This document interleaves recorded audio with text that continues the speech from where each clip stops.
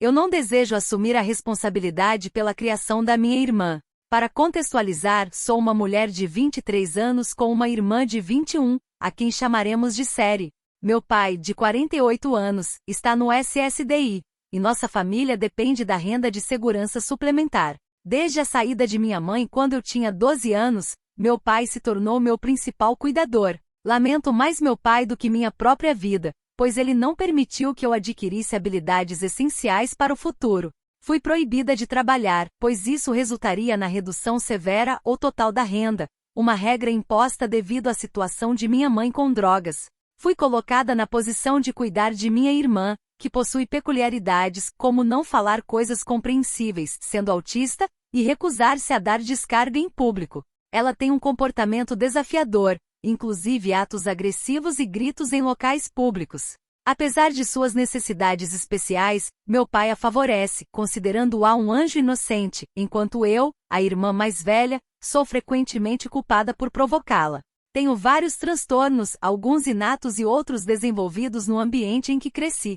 Cada manifestação de pânico, raiva ou episódio de ter me é atribuída como uma necessidade de fortalecimento pessoal. Quando relato as dificuldades que enfrento com minha irmã, meu pai insiste em culpar-me, questionando o que fiz para provocá-la. Ele parece ver apenas o lado angelical dela, enquanto eu sou rotulada como a irmã problemática. Apontar essa disparidade de tratamento resultaria em raiva por parte do meu pai, o que poderia levar à minha expulsão de casa. Um exemplo disso ocorreu quando, devido à condição dos meus sapatos, fui para a escola com os da minha irmã. Recebi mensagens repreensivas de meu pai, chamando-me de egoísta, e fui punida, sendo obrigada a ficar após a escola. Esses incidentes eram mais frequentes quando ainda tínhamos um carro, antes de este quebrar. Uma ocasião, utilizei uma camisa que acabará de sair da secadora. Era 9, muito semelhante à da minha irmã, mas também era idêntica à minha. Não dei muita importância a isso até ouvir meu nome sendo gritado. Quando me aproximei, seu rosto estava rubro de raiva. Ele exigiu que eu tirasse a camisa e eu, com as mãos trêmulas, obedeci. Começou a me repreender, alegando que minha irmã havia acabado de comprar roupas novas e que eu não tinha o direito. Continuou a me acusar de ser ingrata, enquanto eu, devido aos buracos em minhas calças, estava aplicando fita adesiva no interior delas. Sendo uma garota grande, isso se tornava bastante irritante. Após a quebra do carro, eu era responsável por buscar fast food a pé, antes do surgimento de todos os aplicativos. Minha rotina incluía caminhar até a escola, e meus sapatos estavam mais desgastados do que todos os da família juntos. Enquanto isso, os sapatos da minha irmã pareciam novos, já que raramente ela tirava um dia de folga. Antes de se formar em seu programa de educação especial, eu desempenhava o papel de cuidadora, banhando-a, alimentando-a e disciplinando-a, chegando ao ponto de segurar seus pulsos no chão quando ela perdia o controle. Muitos podem se perguntar onde meu pai se encaixa nessa equação. Ele fazia o mínimo necessário, sentando-se preguiçosamente e assistindo a CNN o dia todo. De vez em quando, ouvia música em volumes ensurdecedores, enquanto, nos momentos em que não estava fazendo isso, usava os fundos da Previdência Social para frequentar seu bar local. Ele tinha o hábito de ser o favorito para karaokê durante toda a noite antes de retornar para casa por volta das 3 da manhã. Repetia essa prática sempre que possível. Enquanto isso, eu sacrificava tudo, inclusive encontros após as atividades escolares e idas ao shopping, para cuidar de minha irmã. Na festa de formatura, não havia sequer uma pessoa para assumir essa responsabilidade.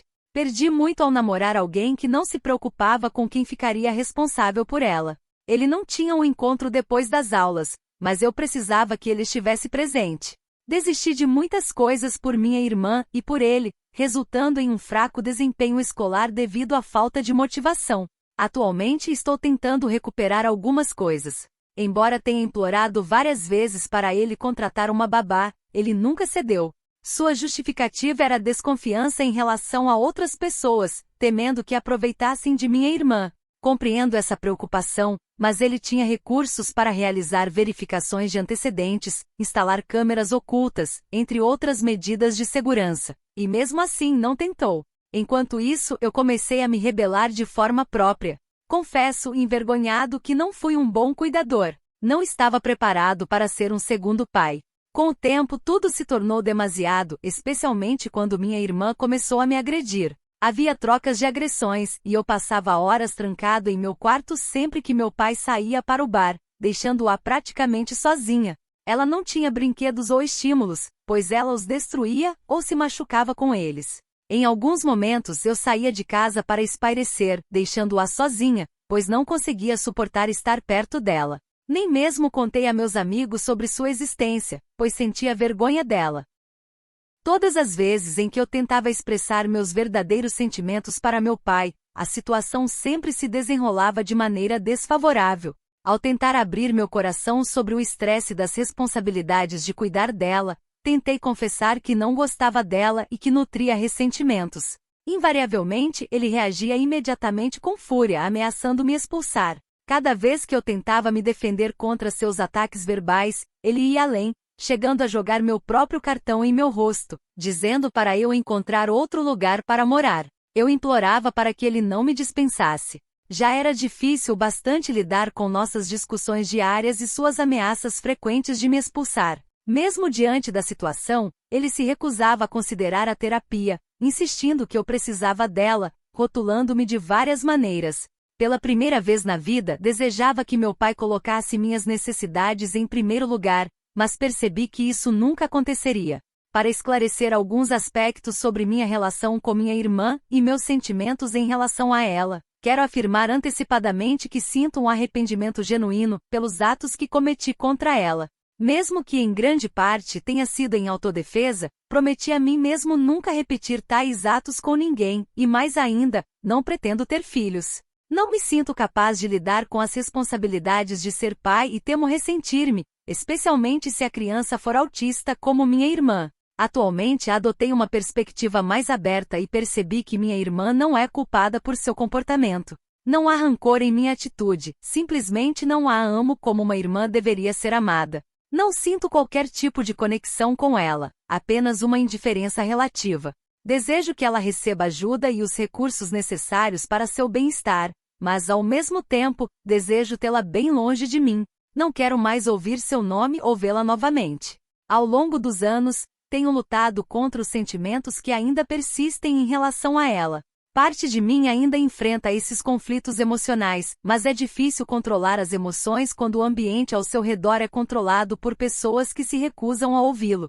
Gostaria que compreendessem meu ponto de vista. Eu já reconheço que cometi transgressões no passado, mas além disso, não acredito que esteja errado nessa situação. Todo esse conflito familiar teve início quando me mudei com minha melhor amiga e retirei o carro do nome do meu pai. Ele conseguiu persuadir minha amiga a morar com ele e assinar um carro em seu nome para que ele pudesse dirigir. Meu pai não possui carteira de motorista desde a minha infância, devido a problemas com direção. Minha amiga Holly, da mesma idade que eu, sabia disso, mas meu pai, com sua persuasão carismática, conseguiu convencê-la do contrário. Além de morar conosco, tentei alertar Holly sobre a situação, mas ela manteve a mente aberta e deu a ele o benefício da dúvida.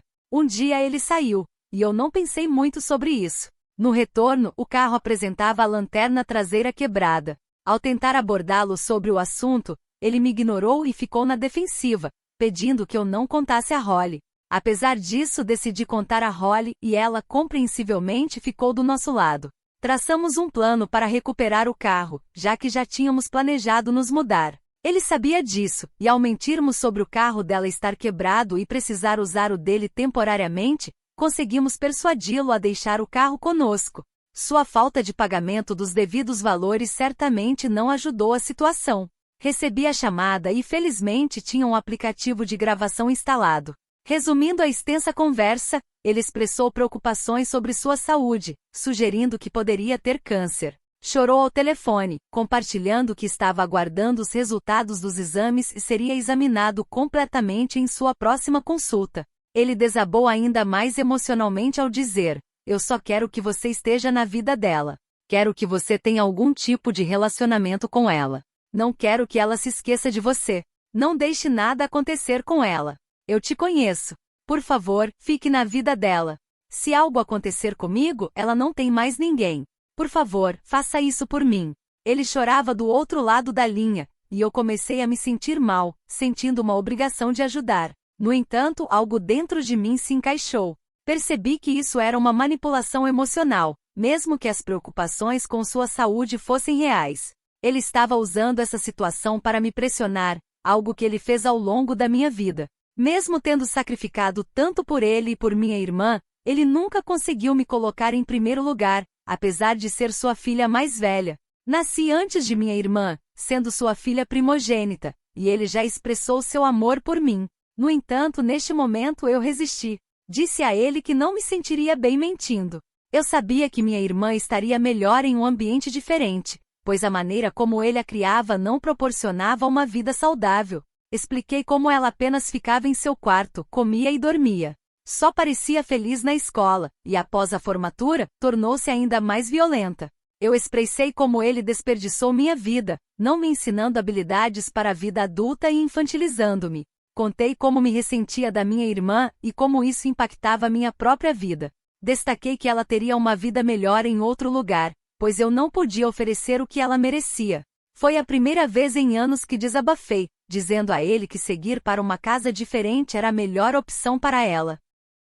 Então decidi confrontá-lo e questionar por que fui tratado de maneira diferente, porque fui eu quem teve que suportar todo o abuso. Durante todo esse discurso, ele permaneceu em silêncio, mas quando finalmente falou, estava gritando.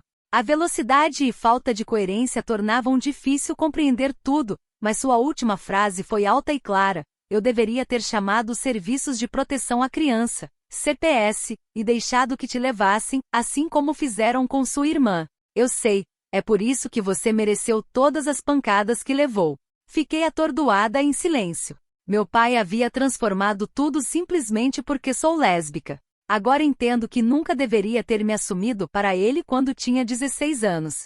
Ele não aceitou bem na época, fazendo algumas piadas de mau gosto sobre lésbicas. Mas agora, ao descobrir a verdade, percebo por que minha irmã escapou das agressões e eu estava livre.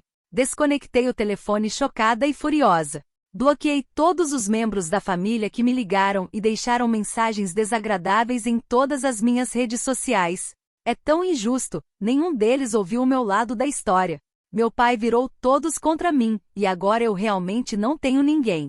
Não sei o que fazer, não sei no que pensar. Tudo que eu queria era que fosse um terrível pesadelo, e agora sou a vilã. Decidi desbloquear meu pai no Facebook para enviar capturas de tela do meu crédito e o valor devido, junto com algumas palavras explicativas. No entanto, ele prontamente me bloqueou. Foi aí que percebi que ainda tinha uma conta falsa na lista de amigos dele há anos. Anotei os nomes de todos os seus amigos, que totalizavam 178. Comecei a enviar detalhes de informações sobre a manipulação de crédito para todos eles, ocultando alguns detalhes pessoais e financeiros. No dia seguinte, recebi uma notificação do saldo. Os $800 foram reduzidos para $300 quando verifiquei o perfil de sua conta. Fiquei um tanto nervosa após ver um post que ele fez, e aqui está o que dizia: dada a influência em virar minha filha mais velha contra mim. Nem sempre concordamos e sempre amarei minha filha, mas não posso deixar de me sentir desapontado com ela e frustrado com a situação.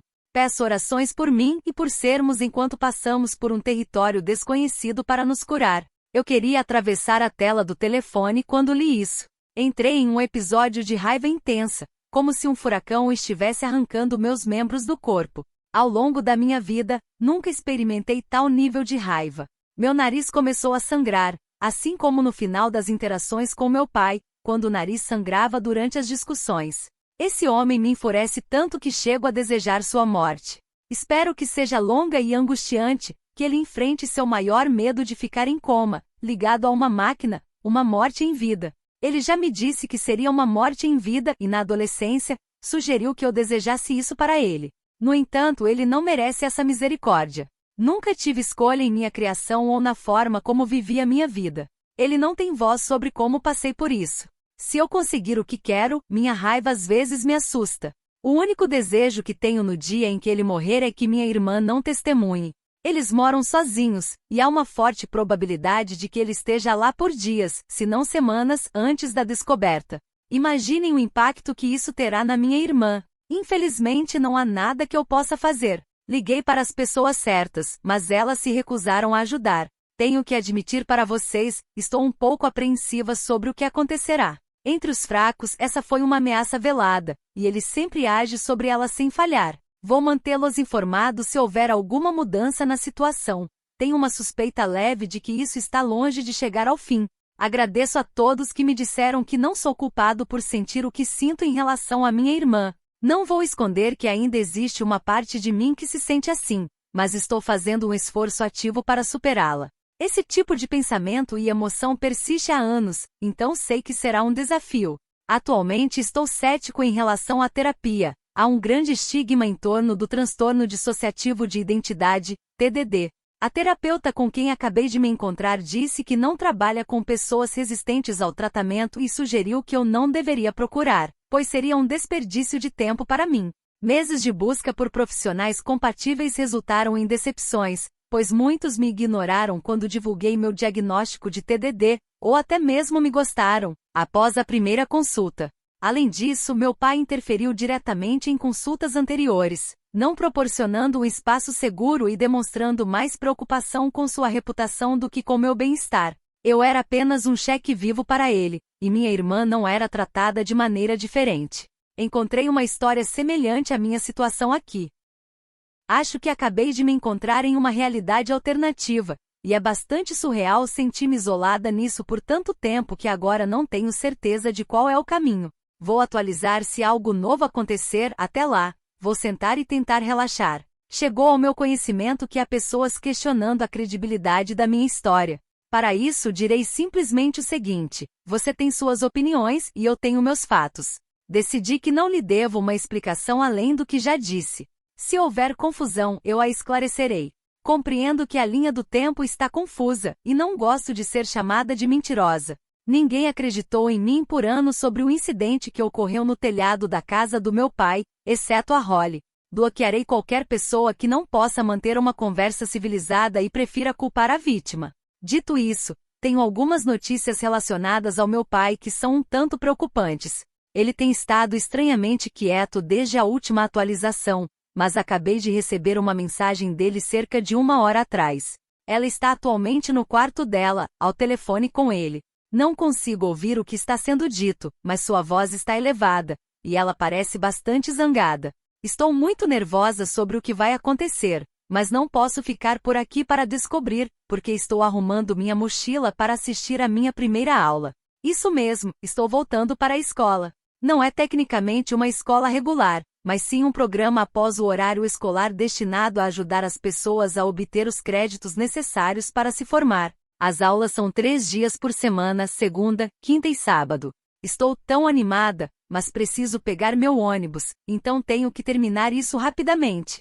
Quero expressar minha gratidão a todos pelos conselhos e apoio. Certamente isso me ajudou a sentir mais confiante em minha decisão de me afastar e dizer não a ele. Sou extremamente grato a cada um de vocês por acreditar em mim, validar meus sentimentos.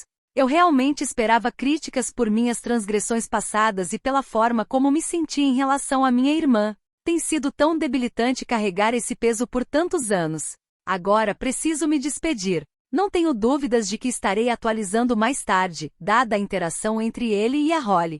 Sinto um mal-estar no estômago ao pensar nisso, mas espero que tudo fique bem. Vejo todos vocês na próxima atualização. Chegamos ao fim de mais uma narrativa do Reddit. Agradeço por acompanharem este relato. Este vídeo foi feito com muito carinho. Por favor, deixem um comentário compartilhando o que acharam. Até breve!